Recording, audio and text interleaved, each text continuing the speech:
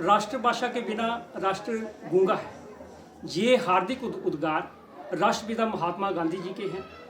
उन्होंने इस राष्ट्रभाषा के लिए हमारे देश में राष्ट्रभाषा का क्या महत्व है, इसके लिए स्वतंत्रता से कई दशक पहले अर्थात सन 1918 में राष्ट्रभाषा प्रचार समिति एक बनाई थी और उनका एक बहुत बड़ा ये एक हार्दिक इच्छा थी कि राष्ट्रभाषा होनी चाहिए। जब तक राष्ट्रभाषा नहीं होगी तब तक हमारा देश आगे नहीं बढ़ सकता है। खैर, स्वतंत्रता पश्चात जब हमने प्राप्त की है स्वतंत्रता, उसके पश्चात जब संविधान सभा बनी तो उसमें इसको राजभाषा का तो दर्जा दिया गया। राजभाषा का अर्थ है अर्थात कि सरकारी कामकाज की क्या भाषा थी, क्योंकि उससे पहले हमारी अंग्रेजी भाषा थी, उसके बाद थी। और स्वतंत्रता के 70 वर्ष बाद भी जो पद हिंदी को राजभाषा के रूप में प्राप्त होना चाहिए था वो आज दिन तक नहीं हुआ है। राष्ट्रभाषा की बात तो दूर रही।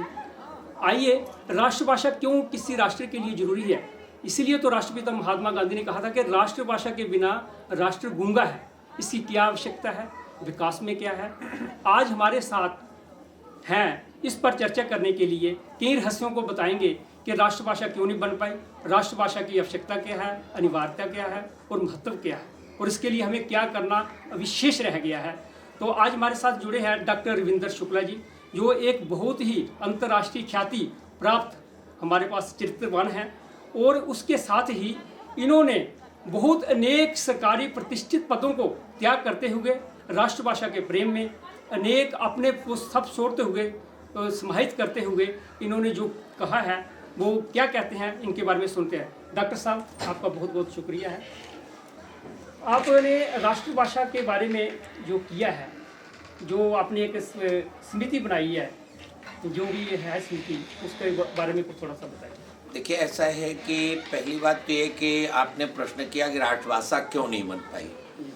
तो राष्ट्रभाषा तो इसलिए नहीं बन पाई क्योंकि राजनीतिक कारणों से इस देश के अंदर बहुत कुछ नहीं हो पाया अभी तक।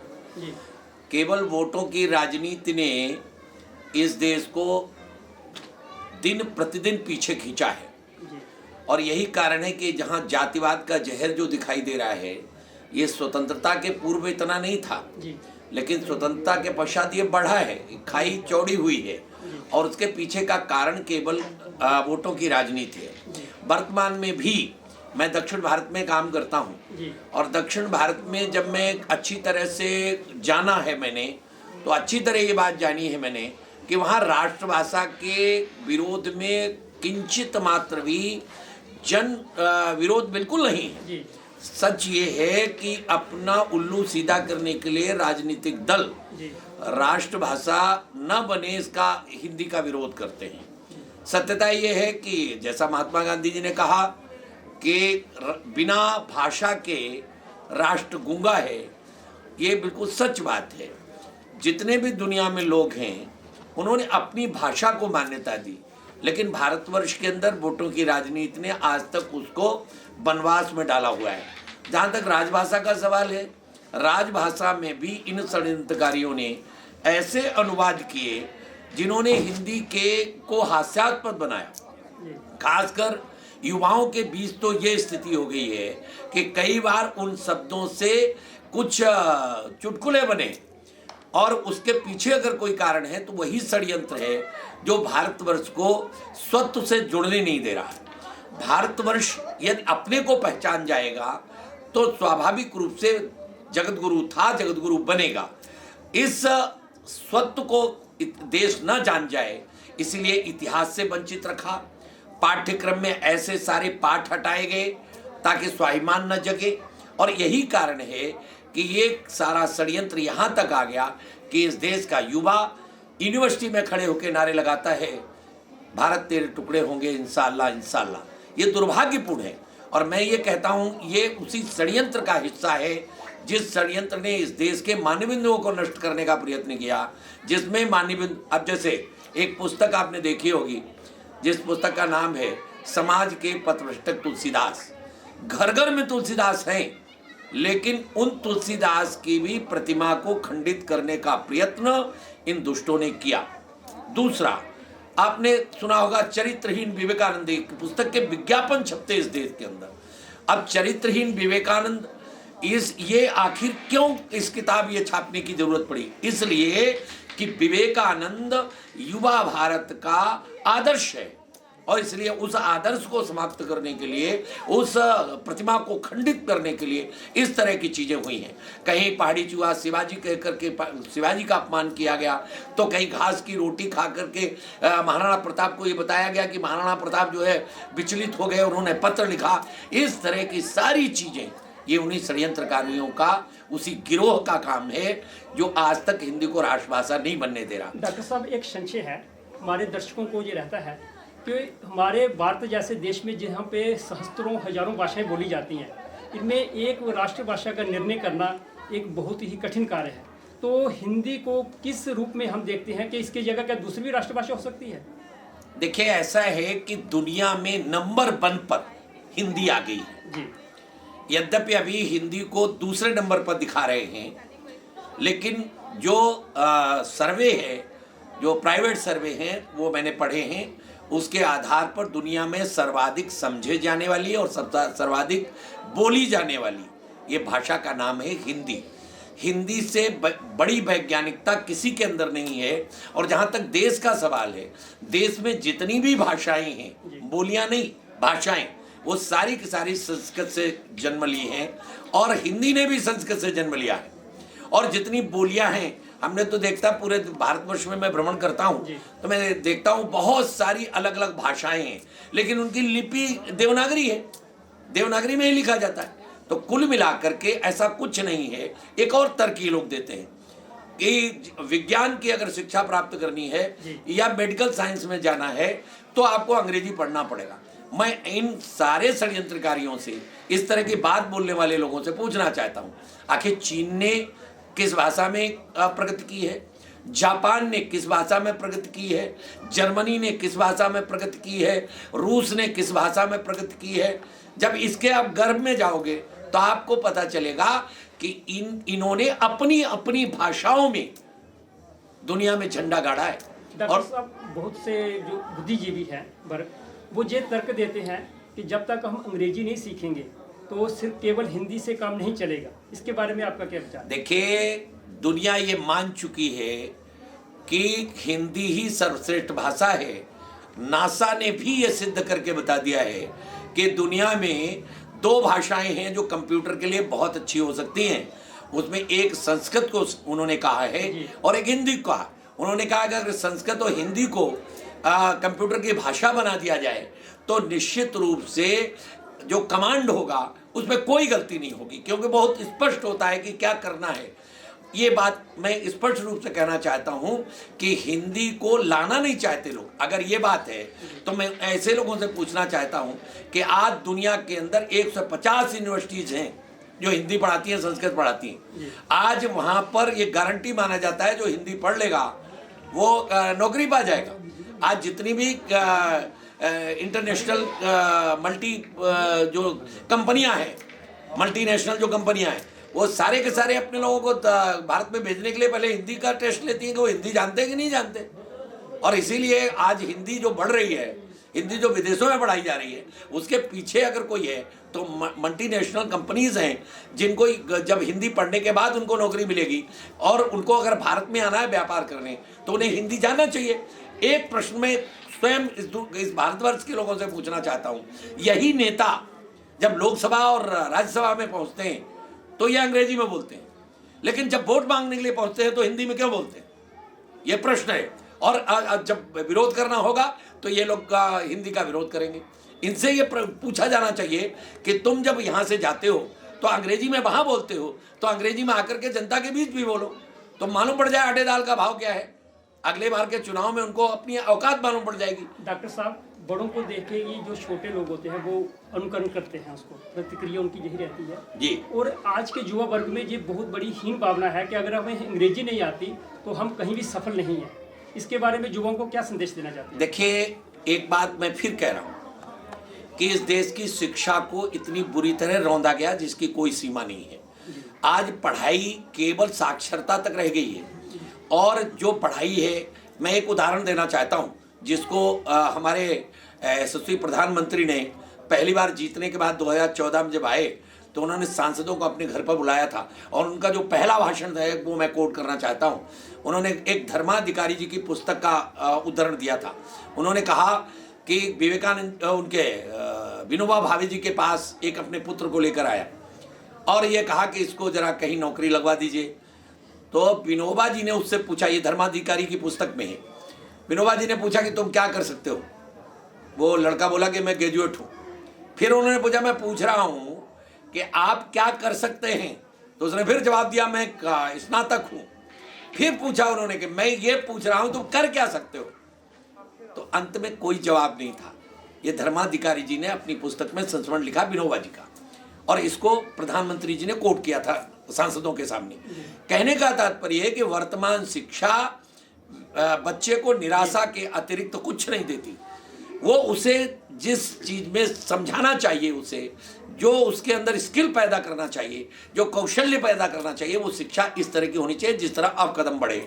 जहाँ तक सवाल संस्कार का है, संस्कार शिक्षा से अलग कर दिए गए, इसीलिए शिक्षा साक्षरता होगी।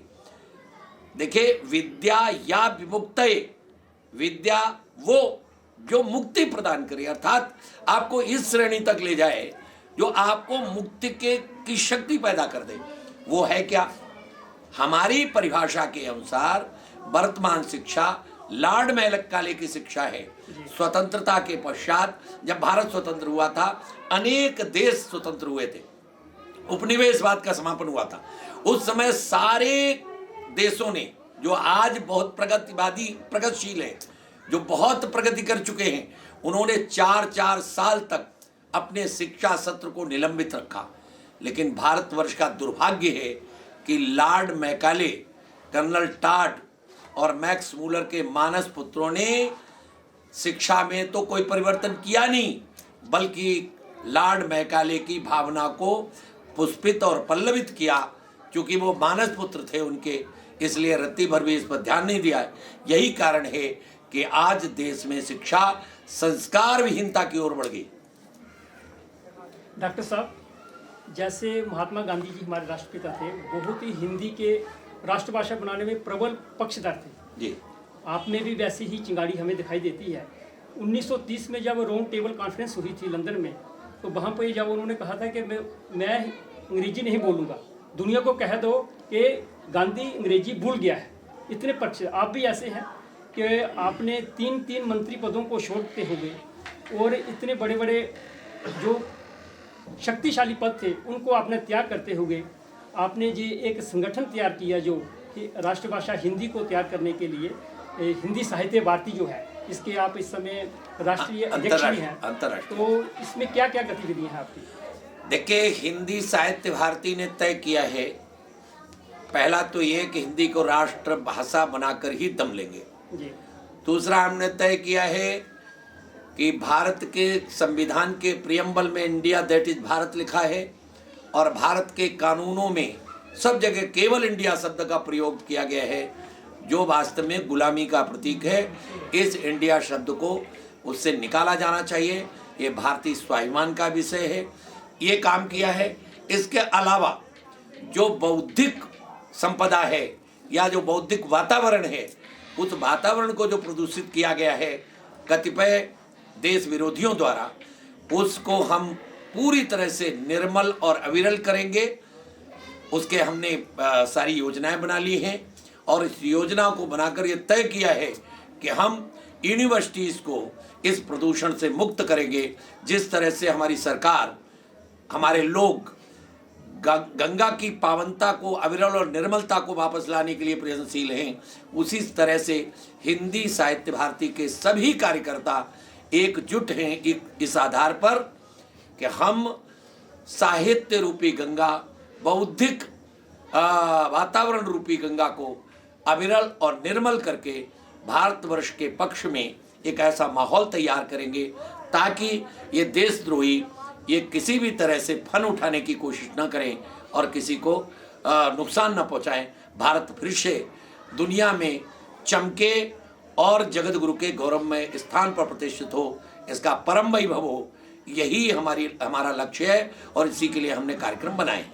डॉक्टर साहब, इसमें एक बात और जुड़ती है कि जीवन वृत्ति के साथ अगर किसी चीज़ को जोड़ा जाए, प्रोफेशन के साथ, रोजगार के साथ जोड़ा जाए, तो उससे वो अपने आप ही स्वयं में ही उसको सीखा जाता है। क्या आपका इसमें विचार है कुछ को हिंदी को रोजगार के साथ जोड़ने का? देखिए, ये तय है कि अंग्रेजी को रोजगार के साथ अंग्रेजों ने जोड़ा। जी ये तय कर दिया था उन्होंने, अंग्रेजी स्कूल खोल करके जो अंग्रेजी माध्यम से पढ़कर आएगा जी वो वही नौकरी पाएगा, सरकारी नौकरी उसी को मिलेगी। इसका प्रभाव हुआ, निश्चित रूप से हुआ। और षड्यंत्र ऐसा उन्होंने किया कि अपने अंग्रेजी समर्थक लोगों को तैयार कर लिया। लेकिन वर्तमान में मेरा ये कहना है कि हिंदी में रोजगार आज भी बहुत है, संस्कृत में भी रोजगार है। मैं ये मानता हूं कि अगर अच्छी पढ़ाई हिंदी की जाए, संस्कृत की जाए, तो विदेशों में हजार प्रोफेसर्स की ज़रूरत है, प्रवक्ताओं की ज़रूरत है। देश में भी अच्छे हिंदी के प्रवक्ता नहीं मिल रहे, देश में भी अच्छे हिंदी संस्कृत के प्रवक्ता नहीं मिल रहे, और जो कर लेते हैं उनको तत्काल नौकरी मिलती। आपको ये जानकर आश्चर्य होगा। और अंग्रेजी वाले जहाँ तक सवाल हैं, मैं फिर दोहराना चाहता हूँ, देश के अंदर सर्वे करा के देख लीजिए, IAS अधिकारी जितने हैं वो अपनी भाषा में पढ़ के आए प्राइमरी स्कूलों के। आप उनमें से अगर संख्या देखोगे तो अधिकांश संख्या आपको उसी भाषा में और प्राइमरी स्कूलों के जो सरकारी स्कूल उनके पढ़े हुए लोग हैं। लेकिन एक मिनट, अंग्रेजी स्कूलों के पढ़े हुए लोग या तो कहीं पर आप देखिए सेल्स गर्ल होंगे, सेल्स बॉयज होंगे, या 5 स्टार होटल में वेटर होंगे, या फिर हवाई जहाज में वेटर होंगे। हवाई जहाज में वेटर होते हैं जिनको आप क्या क्या नाम देते हैं, तनख्वाह जरूर ज़्यादा होती है, लेकिन वो हमको खिलाते पिलाते हैं, पानी देते हैं, हमारे जूठे बर्तन उठाते हैं, वही तो करते हैं वो अंग्रेजी पढ़े हुए। वहाँ हिंदी के नहीं है लोग। आप बताइए ना। इसमें एक और है कारण, क्योंकि हिंदी जानते हुए भी अच्छे तरीके से हम हिंदी को जानते हैं, लेकिन फिर भी हम अंग्रेजी में ही उसको प्रयोग करना चाहते हैं। ये ऐसी हीन भावना भी है, चाहे अधिकारी पद का हो, चाहे विद्यार्थी हो, चाहे अनपढ़ हो, वो भी कहते हैं मुझे अंग्रेजी के 2 अगर शब्द आते हैं तो मुझे थोड़ी सी इज्जत ज़्यादा मिलेगी। ऐसा है या नहीं? बिल्कुल है, निश्चित है। और इसका अगर कोई दोषी है जी, तो पहले तो अंग्रेजों ने जो किया वो मैंने बताया जी। मैं अक्सर ये बात कहता हूँ, कभी किसी ने ध्यान दिया है कि जो रविन्द्रनाथ टैगोर को वो मिला था पुरस्कार, नोबेल, ये नोबेल पुरस्कार लोग कहते हैं गीतांजलि को मिला था। मैं इसको घोर विरोध करता हूँ। ये गीतांजलि को पुरस्कार नहीं मिला था, बल्कि रविन्द्रनाथ टैगोर को कहा गया, जब नोबेल कमेटी के सामने उनकी पुस्तक पहुंची, उन्होंने कहा इसको अंग्रेजी में अनुवाद करो, अगर अंग्रेजी में अनुवाद हो जाएगा तो हम देंगे। और वही हुआ, रविन्द्रनाथ टैगोर ने स्वयं अंग्रेजी में अनुवाद कराया, खुद किया, और करने के बाद जब दोबारा प्रस्तुत की गई तो उस अंग्रेजी अनुवाद को मिला। और केवल इसलिए मिला कि अंग्रेजी अनुवाद को देंगे तो जब रविन्द्रनाथ टैगोर इसकी वकालत करेंगे तब जाकर के उसको अंग्रेजी को महत्व मिलेगा। इसी तरह हिंदी की वकालत जब शुरू कर देंगे लोग स्वतंत्रता के पश्चात, मैंने कहा कि जिन लोगों के हाथ में देश की बागडोर आई वो लॉर्ड मैकाले के मानस पुत्र थे, वो कर्नल टाड के मानस पुत्र थे, वो मैक्स मूलर के मानस पुत्र थे। इसी कारण से उन्होंने हिंदी को उपेक्षित करने की कोशिश की। अंग्रेजी, नेहरू ने कहा था आई एम हिंदू एक्सीडेंटली, इससे बड़ा दुर्भाग्य और क्या हो सकता है। और जो भारत के संबंध में उनकी पुस्तक है वो भारत का अपमान है, भारत का पूरी तरह से अपमान है। मैं ये खुल करके दुनिया को बताना चाहता हूं, जरा एक बार पढ़ लीजिए जो अंग्रेजों ने कहा। आप आश्चर्य करोगे, अंग्रेजों के उस इतिहास को मैं 1 मिनट में खत्म करता हूं। अंग्रेजों ने, जिस व्यक्ति ने इतिहास लिखा जिसको प्रामाणिक माना जाता है, उस व्यक्ति ने अपनी जो अपनी ऑटोबायोग्राफी लिखी है, उस ऑटोबायोग्राफी में लिखा कि मैं कभी भारत के लोगों से नहीं मिला, मैंने भारत के कोई शास्त्र नहीं पढ़े, मैंने भारत की कोई भाषा नहीं पढ़ी, मैं एक बार भी भारत नहीं गया। लेकिन इसके बाद भी वो father of history of India कहा जाता है। इससे बड़ा दुर्भाग्य और क्या होगा। उसी की इतिहास को आज भी मान्यता मिल रही है, और उसी की इतिहास को मानकर उन्होंने डिस्कवरी ऑफ इंडिया और बाकी चीज़ें लिखी। डॉक्टर साहब, जो सरकार है वो हिंदी के उत्थान के लिए राजभाषा के रूप में ही सही, उन्होंने संविधान के निर्देशों का पालन करते हुए उसमें काफ़ी उन्होंने कार्य किए। जैसे राजभाषा संकल्प 1968 था, उसमें त्रिभाषा सूत्र एक फार्मूला रखा था कि दक्षिण भाषा जो एक उत्तरभाषी पढ़ेगा और एक उत्तर भारत में दक्षिण भारतीय भाषा एक पढ़ाई जाएगी, लेकिन वो भी सफल इतना बीच नहीं में हो खत्म हो गया। बीच में वो मैंने कहा ना कि षड्यंत्रकारी हर समय लगे रहे, उन्होंने उसको आदेश को पारित नहीं बने खत्म कर दिया और फिर से वो त्रिभाषा सूत्र खत्म हो गया। तो क्यों खत्म हुआ? हाँ, इधर कुछ काम शुरू हुए हैं राजभाषा के रूप में। आप बताइए, आज तक आप शब्दों का अनुवाद ठीक तरीके से नहीं कर पाए, और तर्क देते हैं बड़े अच्छे अच्छे लोग कि हमारी भाषा बड़ी उदार है, हम बाहर के भाषा के शब्द भी अडॉप्ट कर लेते हैं। अरे क्या दुर्भाग्य है कि कोई अमीर आदमी गरीब के सामने झोली फैला के जाए, भिखारी के सामने जाए कि मुझे ये दे दो। मैं पूछना चाहता हूँ कितने शब्द हैं अंग्रेजी में? 26। हिंदी में कितने हैं? 52। उसमें के स्वर और व्यंजन का कोई उसमें नहीं, उसी में ढूंढना पड़ता है। लेकिन ये वैज्ञानिक भाषा है, इसको तिरस्कार करने की कोशिश की गई। और दूसरी बात ये है कि एक शब्द के कितने अर्थ हैं। मैं एक उदाहरण देता हूँ, मैंने आज भी दिया था अपने एक बैठक में। मैंने कहा कि भारत के अंदर जो पानी है इसके 27 पर्यायवाची है, 27, और अंग्रेजी में केवल वाटर है। और हमारे जो 27 शब्द हैं ऐसे हर एक के हैं, मैं तो एक का उदाहरण दे रहा हूँ। इन शब्दों में भावना भी अलग अलग है। अगर हम शंकर जी पर अभिषेक करते हैं तो कभी भी कोई नहीं कहेगा कि पानी का अभिषेक हम कर रहे हैं, वो कहेगा जलाभिषेक कर रहे हैं, कभी नहीं कहेगा। लेकिन अगर पुरखों को तर्पण दे रहा है तो कहेगा पानी दे रहा है। देखिए दोनों में कितना अंतर है। हमारे यहाँ अगर बेटा आया तो कहेंगे बैठो बेटा, लेकिन अगर पिताजी आए, पिताजी बैठिए। कितना अंतर आ गया। ऐसे शब्द हैं वहाँ, इतना गरीब भाषा है, उस गरीब भाषा के शब्दों को हम क्यों स्वीकार करें? हमारे यहाँ कमी है क्या? हाँ, अभी तक अनुवाद करने वालों ने षड्यंत्र पूर्वक ऐसे अनुवाद किए जिससे सहज रूप से जनता स्वीकार नहीं कर पाई और उसको हास्यास्पद बना दिया। डॉक्टर साहब, आप एक भारत के विशेष राज्य के 3 बार मंत्री भी रह चुके हैं और 2 बार शिक्षा मंत्री भी रहे हैं जी। तो आपको पूरा अनुभव होगा कि सरकार को क्या करना चाहिए। अब आप हिंदी के उत्थान के लिए सरकार से क्या अपेक्षा रखते हैं?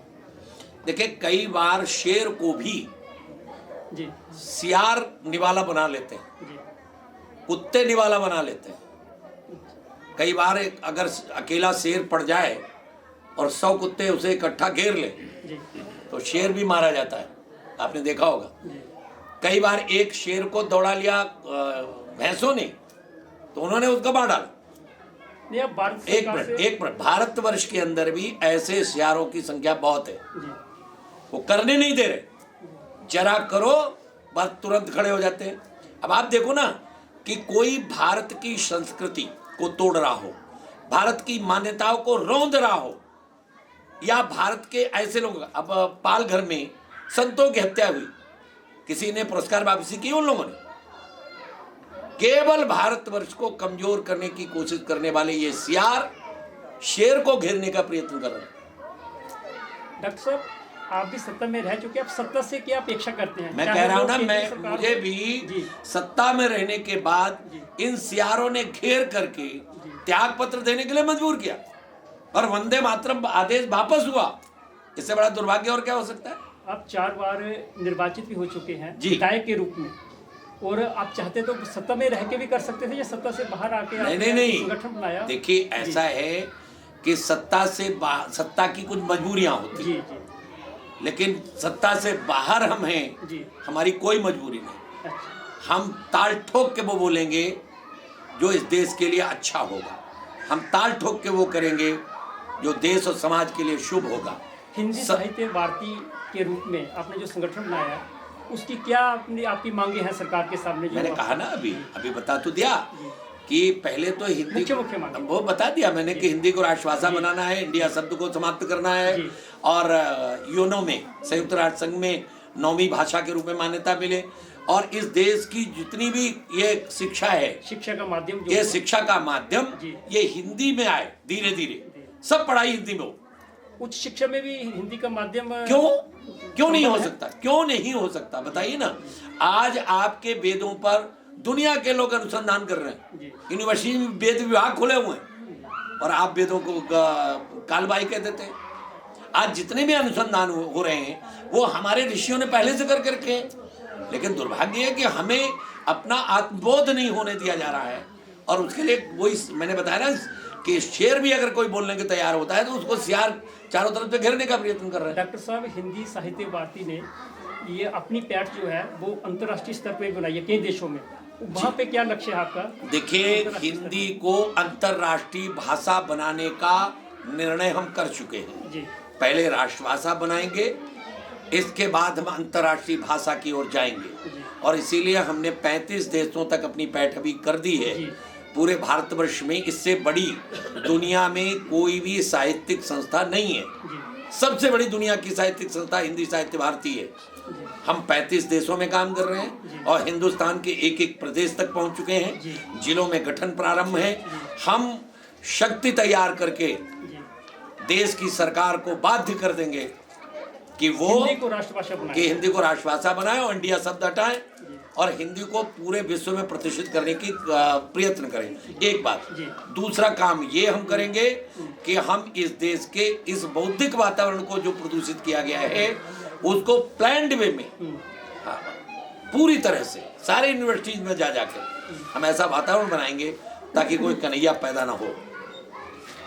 तो दर्शकों, ये थे डॉक्टर जीव शुक्ला जी, जो 3 बार शिक्षा मंत्री भी रह चुके हैं। अरविंद शुक्ला जी 3 बार मंत्री भी रह चुके हैं और 4 बार विधायक के रूप में भी चुने गए हैं। इनका अपनी सत्ता छोड़ के और देश प्रेम से राष्ट्रभक्ति के लिए इन्होंने हिंदी को राष्ट्रभाषा के रूप में प्रतिष्ठित करने के लिए संकल्प लिया है।